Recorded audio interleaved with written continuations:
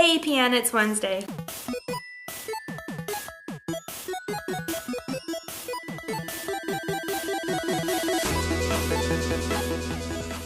I'm excited about this topic. I personally do not suffer from any mental illness, but I have people very close to me that suffer from that, particularly anxiety.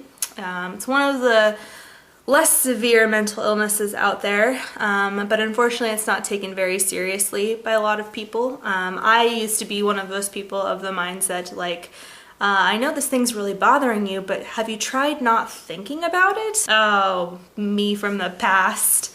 Terrible me from the past. So I'm excited to talk about this topic in nerdy culture, and I want to start by linking down below. John Green just did a really good video about mental illness in popular culture. So perfect for this video. John Green suffers from OCD and anxiety, and his new book comes out very soon, which is very exciting.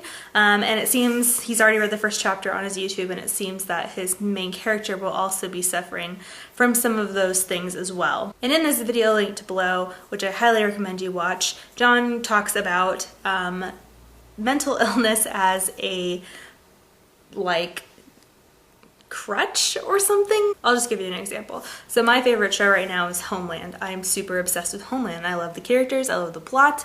Each season is better and better, and our main character, and this is common throughout popular culture and mental illness, our main character has a mental illness. In this case, she has bipolar disorder, and although it hinders her in almost every aspect of her life, when she is suffering from it the most, she is able to catch terrorists better or figure out who's after her better. And although it is portrayed well, I think from my understanding of bipolar disorder, which I do not have, so this is very, I'm saying this as an uneducated person about bipolar disorder other than what I've read about.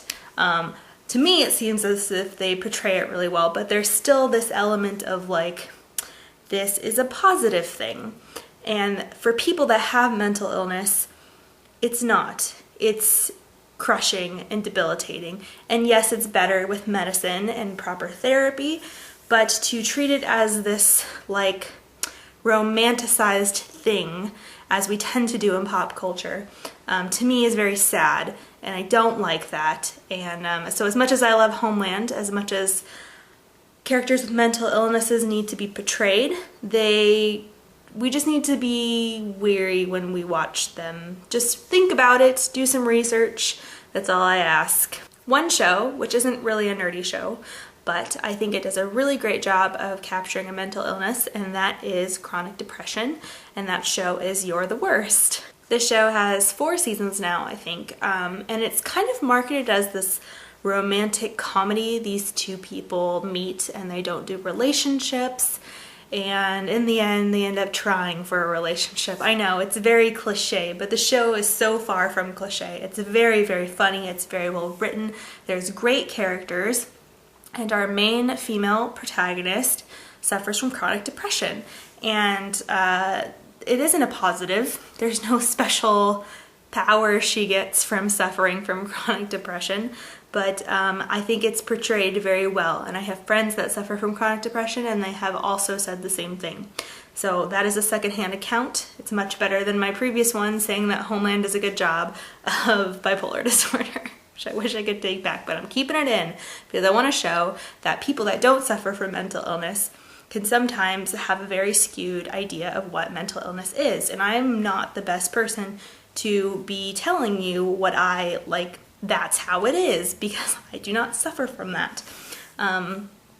Anyway, I think it's great to portray characters with mental illness. I think we should do it more often, but I think we have a responsibility to do it well when we do it.